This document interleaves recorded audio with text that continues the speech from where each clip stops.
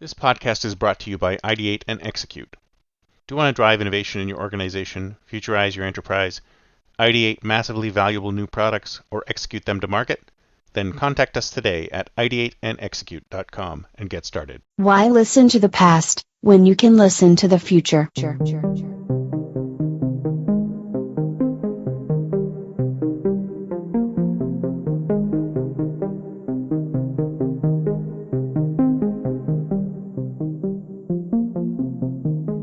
Welcome to the Think Future podcast, broadcasting from deep in the heart of Silicon Valley, California. We focus on innovation, startups, and the future, not necessarily those and not necessarily in that order. Here's your host.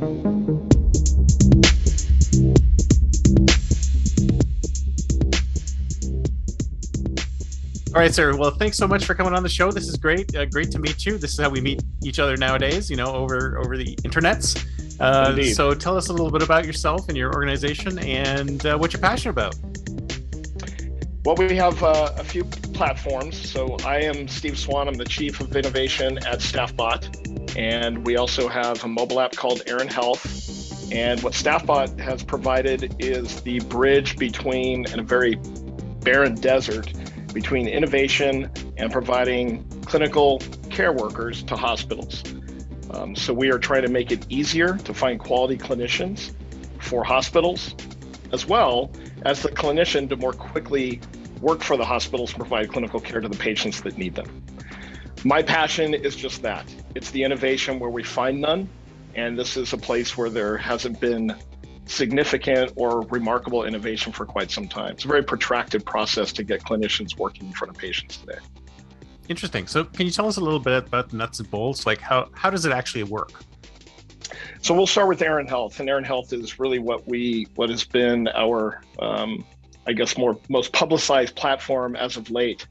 Aaron Health is a mobile app. It's an aggregator, so you can think of it like Indeed or Kayak, but it does it for healthcare jobs. And not just for a full-time job that maybe a nurse is in San Francisco looking for one in Los Angeles, but there may be travel opportunities for that nurse to fill a void in, say, Miami, Florida. So he or she can very quickly say, I'm a registered nurse, I'm intensive care unit, I want to work nights, I'm available after October 1st, and I'm only looking for jobs that pay over $4,000, and those jobs will be presented. But where we take it a step further is we want to know about the humanity behind that person looking for the job. So, for instance, some of the job aggregators that we have today don't ask you, what do you like to do? Are you a foodie? Do you like to hike? Are you looking for a metropolitan city? Or are you just looking for pay, which is fine. But we want to know about the person. So we have taken the time to go out and rank and put weighted values upon each one of the 6,200 hospitals that are in our platform so that clinicians can match their lifestyle as well as what their vocation is and what they're looking for their family. I really love that idea. I mean, I'm surprised that nobody else has done it because if you think about it, I mean, every single solitary job board out there just focused on the job itself. It's very little of anything outside the job, but it's a whole, if you think about it, the life outside of work is almost more important, and you really need to have that featured in there as well. What drove you to that? It's a great idea. I was just wondering how that concept came about. Well, travelers, first of all, there is there is diversity with the hospitals themselves and the communities in which they provide care. As well, a nurse that's looking for a position may only look at the rate, and a hospital may not be able to offer that particular rate, but they're able to offer different things. So I say putting the humanity in that life decision of finding the job, that's where there was a pretty big void. So for instance, a hospital that is in Dubuque, Iowa may not be able to pay the same rate as in somebody that's in Fresno, California, but they may have merits about that city that nurse may be looking for. So they can still provide that clinical care, or at least there is a reason that they would want to travel to that city to go work a 13. It has been for so many years, it's just rate. And then the nurse may have a poor experience when she arrives. It may be better to take $100 less per week But in that city, the cost of living is so much lower, and ultimately they're returning more for their family, or it's near Mount Tamalpais and they can go mountain bike riding, which is better than money anyway. So that's what we were trying to do. And we have a pretty, we work with 6,000 hospitals. We don't work with 6 million employers. So we have the time, although we're doing it now with more automation, but we're able to identify those hospitals in a smaller community, or the employer community is smaller than it is to the broader range of employers out there. Now, is it something about this specific type of vertical that you can do that with, or is this something that could apply in other areas as well? Interesting you say that. So we are now finding such success with the platform that is becoming evident to us and revealing that because we are automating the way that we are weighting the life factors of these hospitals, that we can do it in a variety of different markets. So stay tuned for the answer there. But you don't see it going anywhere. Is there? Sorry, let me backtrack. Is it something special about this specific type of workforce that this works for, and it wouldn't work for anybody else, or is this something that you think is more transferable? Great question. So we started with travel nursing. Travel nursing is they are clinicians who are looking for short-term or even longer-term assignments in different cities throughout the nation. So, for instance, they may be licensed in one compact state, but that affords them to work in one of 40 states throughout the nation. So they are able to pick up and move somewhere for 3 months, work there, and then travel on to another location. A lot of these locations, these nurses have never been before. So that is why we found that was our entry point for this market, and why we created this app was to serve that community. Now, what we've learned though is that nurses may want to make a more permanent move. So they may be looking for a full-time job. So we've offered full-time in there as well. So it's not aggregating just for the contract positions or travel positions. It's doing it for full-time positions as well. So how different would you say the travel nurse is that what it's called, travel nurse market, or what is the, so how different would you say the travel nurse market is from, say, your typical remote worker? I mean, they're almost the same now. I mean, haven't those things kind of converged? Well, through telehealth, for sure, that there's more of that evolving today, particularly in the pandemic, because we didn't have patient care couldn't be provided bedside. So the world had to shift to a different dynamic and paradigm of providing care. Certain census, because there's a certain amount of predictability, but as the census goes up and goes down, they need to flex up and flex down with that same amplitude and frequency. So that would be a travel nurse. You can consider something like a flu season. Doesn't happen in the summer. It happens during a particular time of the year. So that predictability says we're going to need more nurses in our emergency room and our intensive care unit. And depending upon the demographic that they're serving, they may be able to predict what the acuity is going to be for that particular patient. So that's where travel nurses come in. They're going to serve that difference between the full-time high census and what the full-time that they've got at the low census. It's interesting because I think every nurse that I've had over the last little while has been one of those, because they're always talking about moving all over the country. Is this really a common thing now? Is that there's a lot more nurses who are falling into that category where they're traveling, or is it rare? Well, more so now. It is, we live in an Instagram world. You open up Instagram or social media, it is, an RV next to the Grand Canyon. There's a different person that is out there than in the workforce than the person that I was when I went into the workforce. I went into the workforce looking for a job that's at which I can work for the next 40 years. Oh yeah. That's different. My 24-year-old son, although he's been with his company since he graduated school, it's just a different approach. It's a different mind space than you or I had during that same year, during that same time in our life. That's interesting. Yes, I would suggest that it's different today.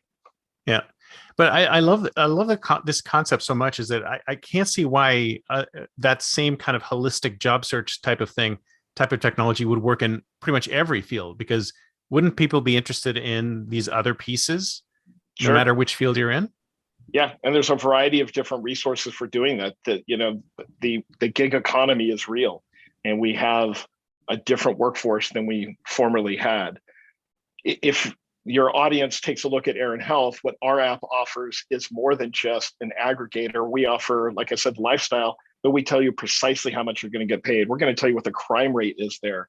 We're going to tell you, do you need a car? What's the walkability score? What's the weather going to be like during the 3 months I'm going to be there, or the year that I'm planning to be there? What's my cost of living if I need a 1-bedroom apartment, or if I've got 4 people in my family? How much is a head of lettuce? What about a glass of beer? We're giving them every single data point that they would need. So if you think about going on maybe a different job aggregator and looking up a job, it's going to tell you, here's what the company is, and here's what the pay is. Well, now I've got to open up 10 more browser windows because I want to find what's important for me before I do my research on that single job. Our app bridges the disparity there and says, here's all the information in one place. Now you can make a decision, or at least contact the recruiter for that position and get the questions that aren't answered, most of which are answered in Aaron Health. Interesting. So where do you get the data for all this? Is it just, you just scour it off the web and you have different data sources, or where does it come from? Yeah, a variety of different data sources. We integrate with over 50 different endpoints to gather this data. Some of it is publicly available, and some of it is, well, it's all publicly available, but some of it we pay for, and some of it we scrape from sites. Very cool. And how long have you been around? Aaron Health, our launch date was September 27th. Staffbot has been around since 2018. Okay. We have, yeah, that's how long we've been around. So have you been with the company from the very beginning? Yes, I sold 2 of my companies to a company called TotalMed in 2017. I went to work with them as their chief technology officer in that same year. We broke off and started a new company called Staffbot that created a suite of platforms for clinical labor, clinical contingent labor, an applicant tracking system, a vendor management system, and then we have recently created Aaron Health. Very cool. So when you first started this, so you were one of the founding, you were the founder, or were you one of the founders? I'm one of the founders for both of the companies, yes. Okay. And then can you tell me a little bit about some of the challenges you came across trying to get your first client? I mean, how did you get your first customer?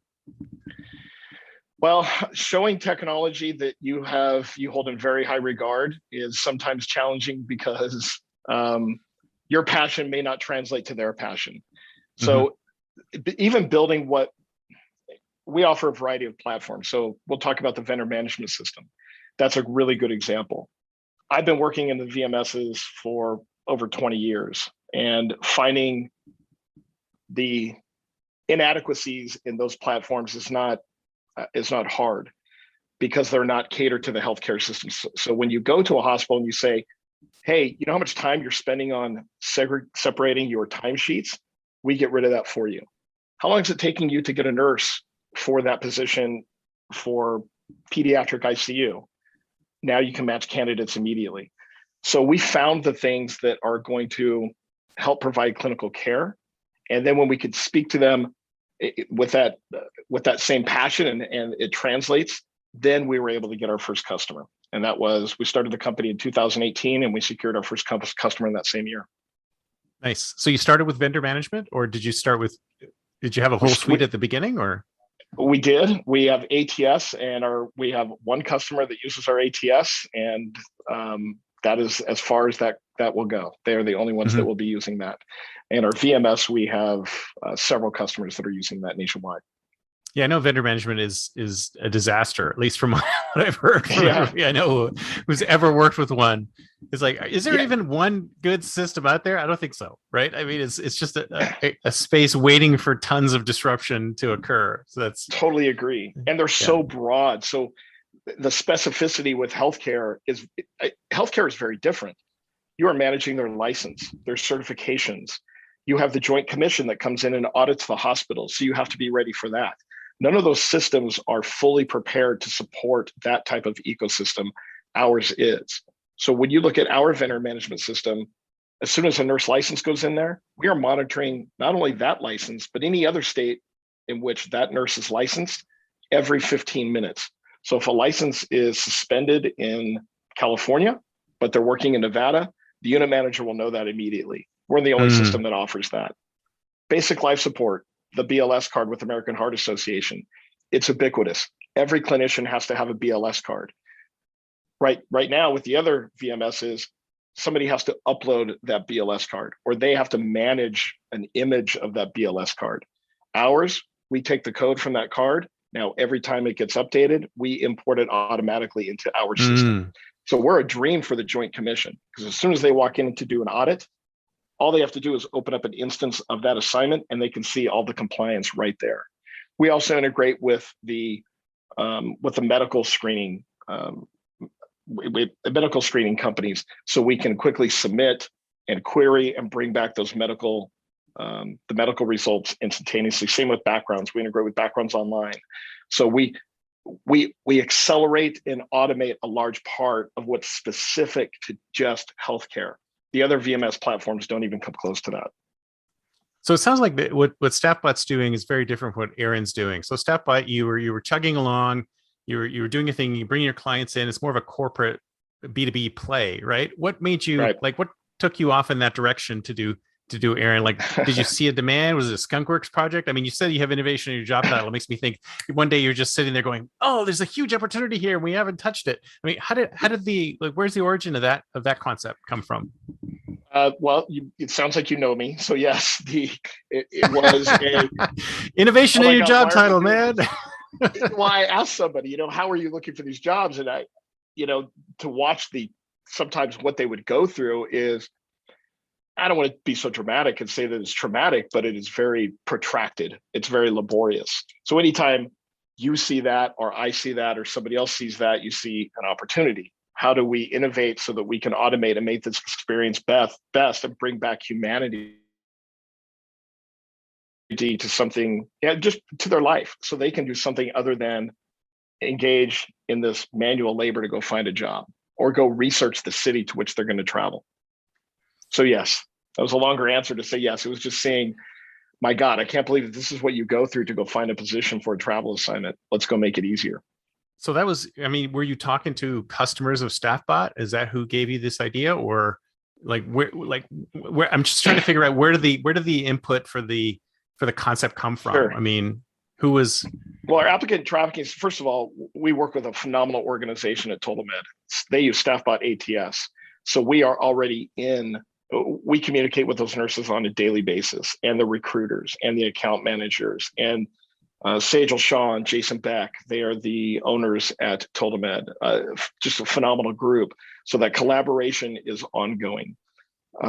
We are bringing a new audience to travel nursing. We are not changing the audience. We are not giving the audience at travel nursing a different way. I guess we are a different way to approach it, but we're making it easier for the hospitals to get clinicians. So the idea was, hey, this is a process that some nurses still embrace today. Let's introduce another process that may bring in more clinicians that are going to go work bedside at the hospitals. So we're just adding to. I wouldn't suggest that we're taking away from. Right. Well, it sounds to me you would have very easily been able to sort of add that sort of like the consumer side of the ATS on, like you'd be able to create that. Was it your idea to do the more holistic approach, or was there some requests for it, a demand for it? Where did that come from? Well, I surround myself with people way smarter than me. So I'm just the assembler rather than the nucleus. But I work with some great people. Shelley Deering, Ryan Zacha, Tessa Rasmussen, Charles Cooper, Raylene McDonald.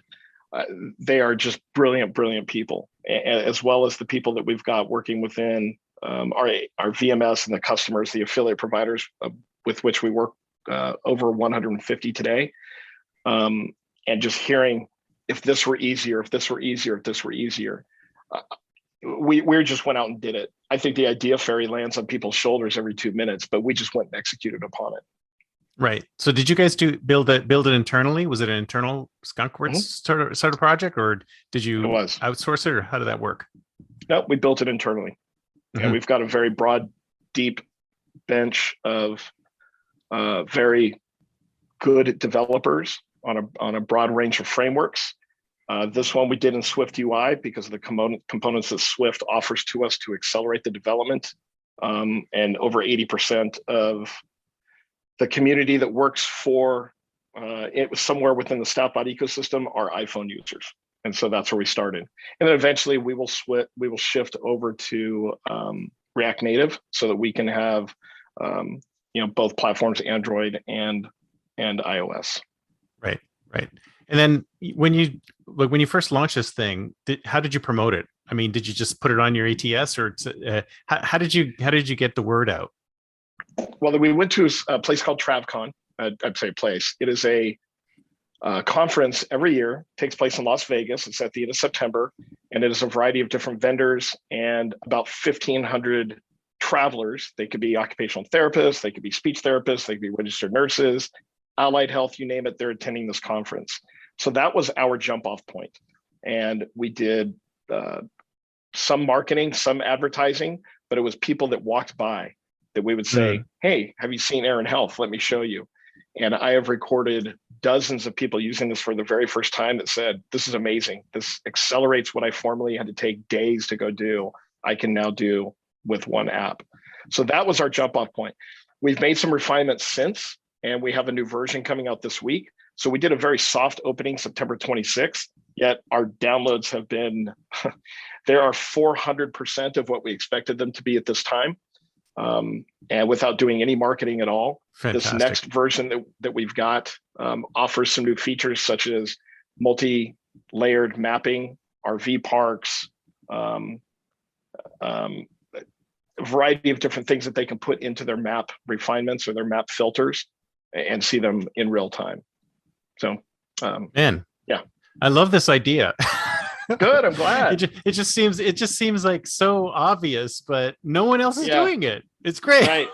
Yeah, we were the first. Now everybody will be chasing us, and we'll be already on to the next thing. So since you guys were since you're the founder and you guys came up with the idea, then it was easy to get it past any roadblocks, which would say, oh no, this is dumb, or do some more validation to make sure that this is real. I mean, so that was easy, right? You didn't have to do any of that. Well, we did. We had 3 different focus groups over the course of about 6 months. And we would put the phone in front of them, their phone, or put the app on their phone and say, use it. No instruction whatsoever. Mm-hmm. We'd wait for an hour and film it. That's the best way to do it. Do not give them any guidance and see if they can figure it out. And do you want to even use it? Is this something that you would use? So close it and go. We don't care what you do. Close it and go to use something else, Robinhood, SMS, we don't care. If this is an engaging app and you're going to stay with it for the full hour, we want to film what you're doing. Then the next thing we would do is we'd say, go find a job. And they would go find a job that they want. And hey, did you find a job? First time we did the focus group, no, it didn't work. Some people found a job, some people didn't. They would come back, find a job that you want. Now 80% of the people are finding a job that they want. Third time, everybody found a job that they want. And then we did a few more focus groups on the different features until we said it's ready. And that's when we launched in September. If we weren't ready in September, we wouldn't have launched in September. The soft opening, like I said, gave us feedback that now, once we have this next launch in November, then you will start to see us all over the place. We'll be marketing the heck out of it. Fantastic. And what's the business model here? I mean, who do you charge? So we charge the agencies that represent the nurses. So the job that we have on our app is provided by somebody. Let's say it's Acme Nursing. Acme Nursing would give us a percentage of what they are taking in for placing that nurse at the hospital. Okay, so it's kind of like a Craigslist job posting sort of thing. They take a percentage. You don't charge the seekers anything, right? They just get free access to it, even though they get so much value. Exactly. The hospital doesn't pay anything and the clinician doesn't pay anything. It's the intermediary that's representing both that pays a very small fee. Very cool. Very cool. So I know it's a little early, but let's think about your future. Like, where's Aaron going? Like, what's next for it? Or what's next for Staffbot? What's next for your organization, period? Great question. We are very bullish on personal assistant, Alexa, Siri, and that's what we are developing now. So we think that will round out the holistic service offering for our suite. In fact, it's available now, but it's only available on some of our Alexas. Pretty soon you'll be able to say, Alexa, open Aaron Health, find a job for me in Los Angeles. And Aaron Health will reply back. What type of job are you looking for? What's important to you? How much money are you looking to make? So as granular as you want to be with your personal assistant looking for your job, Aaron Health will be able to do that on your device. As well, you can say, Aaron Health will say, hey, what would you like me to save this job search for the future? Next time you walk in with your groceries, Aaron Health will pop up on Alexa and say, hey, that $5,000 a week job that you were looking for by the beach just became available. Would you like me to submit you? Yes. And before you're even unloading your first head of lettuce, you're submitted for the position that you were looking for through our app on Alexa or Siri. Wow, I love that. I want to see it for all jobs. If you think about getting like going out of the healthcare space and doing it elsewhere, or is it really really nicheable into that space? We're really focused right now. I think that particularly this pandemic has brought the need to bring clinicians to patients faster than what we've been able to before, and that's where we're really focused. I'm quite certain that this same model applies to other industries and other markets. But right now, we're just focused on healthcare. Okay. So let's back up to a bit to sort of your startup experience. Can you tell me a bit about a huge challenge that you came across and how you overcame it? Yeah. So the easiest, and I've mentioned this in other podcasts I've been part of, I think adoption. And I don't think I think it transcends even software. There's a difficult adoption in just about everything. I mean, look at electric vehicles today. There is a small percentage, but when you talk to somebody, I'm an EV owner. I own a Tesla, and I absolutely love Tesla. But sometimes when I talk to somebody else, they say, "Oh, tell me about Tesla. I'm just not sure yet." So that's, I would say, the biggest challenge with just about everybody that does any sort of innovation.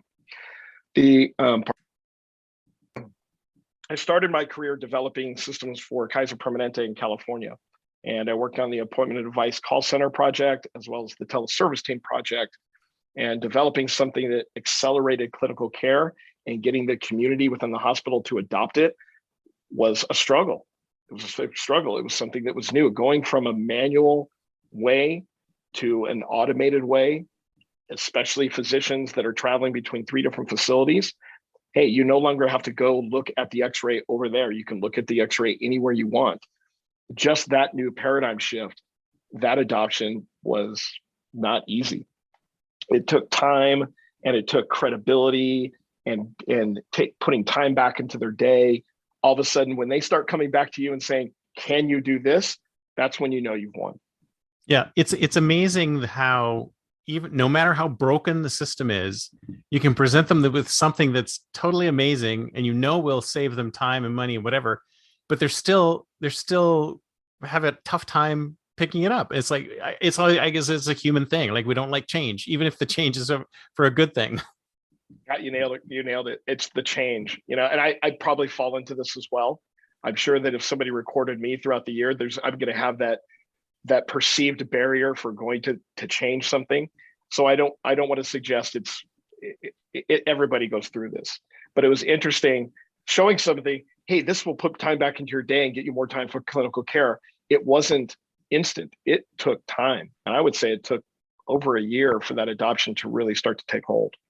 Wow. Was there any particular techniques that you used to improve, to accelerate the adoption? We do now. We ask early on. In hindsight, this is what we should have done. Participate in the process. Hey, we're gonna do this. What do you think? And then when people are participating, they're personally invested into its success because they were part of it. Now you have early adopters that are going to help with your late adopters. I've made the mistake personally of coming in and saying, "Look how great it is, go use it." And the first thing humans do is say, "Screw you, I'm not going to go use this because you're telling me I have to." So bringing them in early and having them participate in, and by the way, I've had people bring ideas to us that we've never thought of, and they're not programmers, they're not engineers, and they're phenomenal ideas that we've now incorporated into our platforms. Yeah. So speaking of that, did you actually have any design thinking sessions where you brought customers in or prospective folks in before or during the process, or was that at the end? Yeah, every platform that we've built, we had clinicians, we had stakeholders from the clinical community, we had hospitals, we've had recruiters, we've had business development managers, anybody that's an actor within that process, we had early on. When we built our first platform, which was originally called Valley Force, and we changed the name to Staffbot ATS, we developed that in 2015. I like Staffbot better. Good job so much changing better. So much better. So that was in 2015, and I will say that I was very myopic when I built that platform. It was, and I had other people that joined in later, but this is the way that we're doing it, and it was not the way to go. Frankly, because you end up redoing things. Somebody else that has a better idea, I had blinders on. This is the way that we should be doing it, and somebody came in and had a better idea, and all of a sudden you're changing the organizational structure, your entity relationship, because you didn't think about that hierarchy that is a better idea than the one that you invented. Yeah. So now it's just, that selfishness had consequences, and now bringing in people early to contribute and participate in the design criteria, acceptance criteria is a way better idea. Mm-hmm. Oh yeah, it's like early and often, right? Iterate as much as you can and bring them in at the beginning if you can. Indeed, fantastic. Indeed. All right, so now it's time to think like a futurist. It's 10 years out. It's the year 2031. Where are you going to be? Where is your company going to be? Oh gosh, I have not thought that far. Well, you mentioned earlier about how Alexa, you get home and Alexa's saying to you, "Hey, I got a job for you." I mean, when is it going to actually apply on your behalf, and then maybe do an interview on your behalf, or how is it going to, what's your next step? Yeah, speaking of adoption, and I'm a big believer in blockchain. I think blockchain is going to change the landscape of just about every industry that we've got today. It is the real truth. The things that we do over and over and over again, blockchain rids us of that repetitive process. So that adoption, the introduction and adoption of blockchain 10 years from now will change everything that we've got today. Mm-hmm. We still do background checks. We still do employment verifications. We still do education verifications. We still do things that are unnecessarily repetitive. Yeah. I think that in 10 years, we will look back, hopefully on your broadcast, and say, they were talking about blockchain back then. Well, it's true. I mean, if you think about how much stuff is just done over and over and over again, even though it's kind of like the whole TSA pre-check. Now I have to go through the whole thing, like mine just expired and I have to go through it again. It's like, I'm not a different person. I'm the same person I was before it expired, but still you're making me do this. It's like, can't I just re-up or something? You know, it's so true, Chris. And it's funny, when I go to the airport, I'm a Clear member. So going to Clear, they do the iris or the fingerprint verification. Fantastic. It's got your source of truth, whether you're for or against, but it's got your vaccinations in the Clear app. That hasn't changed. So why are you asking me for this again? Clear figured it out. They figured it out. And I hope that it becomes pervasive throughout a variety of different use cases. But you brought up a very good one. I think you hit the nail on the head there, because the technology works. And it works as long as we use it. I think it's us sort of holding ourselves back from actually just going ahead and doing it. It's almost like we're living in like a prehistoric world. The technology around us is all futuristic and it can do all sorts of things, but we refuse to use it. Oh, it's so true. I said I'm going to repeat this again. I said it a few years ago, so it's not instant. I didn't just conjure this, but hospitals, banks also, they change systems when they're legislated or litigated. It's right there in front of them. And that's a broad brush. So I don't want to say that the hospitals don't have innovation, because they have the best innovation here in the US. But, things like what I just suggested, accepting blockchain verifications, it can work today for absolute certain. It's indisputable, and it would accelerate clinical care. But I just don't think that they're ready to start using it today. Yeah. Yeah. And of course, with banks, it's like whenever you say blockchain, they think crypto and they all freak out, right? Totally. Yeah, 100%. Absolutely. It's like, we don't want to touch that with a 10-foot pole. They're like, wait a minute. Exactly right. All of your customers are touching it with 10-foot poles. They're into it. There's tons of people I know who've got, all sorts of investment in crypto, and the banks are like, oh, we don't want to go there. And like, all of your customers have already gone there. So it's going, whether you're in the boat or not in the boat. You can be part of it or not be part of it, your choice, but it's happening. Yeah. And right. I think that is it. We call Air and Health a movement. And I think a lot of what happens with innovation, it transcends what I'm doing. but it's hearing loud voices in a movement. Hey, why aren't we providing clinical care faster? Well, I can answer some of it because we're doing repetitive things before you can get a nurse or a doctor in front of you. When people start answering the questions as loud as the questions are being answered, then some of these things will have a faster adoption. Yeah. Yeah. But if you think about it, I mean, at the root of this, isn't this all about trust? It's like, are you the person that we think you are? And do you do what you say you do? And then like, once you have that source of truth, like you say in the blockchain, where this is all immutable, Right. and this is definitely that person, and we know what they've done in the past, we know what their track record is, then it should just be a quick check and you're in. You're right. If it's immutable, it's interesting. I have heard that same question. I'm not sure that I trust it yet. Well, you're taking a scanned piece of paper today. So exactly. Tell me which one of those two things is more trustworthy than the other. If you're taking a leap of faith with a PDF, why not take a leap of faith with my blockchain? Yeah, exactly. For some reason, we have this. It's. I guess it's a human thing, right? A piece of solid paper, no matter what it looks like, is more of a thing than a triple encrypted PGP whatever. Right. I've had people, and you see it's been scanned and faxed and scanned and faxed. I think I don't even know who uses faxes today, but nonetheless, no. 2 years ago, I would still see faxes, scans and faxes. Is that a 9 or is that an 8? And you're telling the person on the other end, that's a 9. Oh, okay, that's fine. So that you would accept. Highly secure. I love Indeed. it. So where do you see Aaron specifically being in 10 years? I mean, in 2031, you must have be like way beyond where you're at now. Yeah, I think that predictive analytics, and so that once, I think it's going to be Aaron offering things to people. Hey, I think you're going to be interested in this because of your behavior in the past. This is where you work today, or you were interested in a job the other day. You like hiking. This fits all those things. Hey, this is something that I think you'd be interested in, and giving people an enhanced life experience because we were able to predict something based on their behavior. I know that sounds creepy to a lot of people, but I genuinely appreciate that. So I don't have to scroll through and pour through research. Things are presented to me that, frankly, I'm going to engage with. I think Aaron Health is going to do the same. Yeah, no, that's the thing that always drives me crazy, is that all of these devices around us, they know so much about us. They know much about what we like, what we do, when we do it, all of that, but they don't proactively do anything. We still have to ask them to do stuff. It's like, why can't you just do stuff on my behalf? Not yet. If I don't like it, I can tell you. Not yet. I think we talked about adoption. We have generational adoption. I think as the younger crowds, they come in. I'm 51 years old.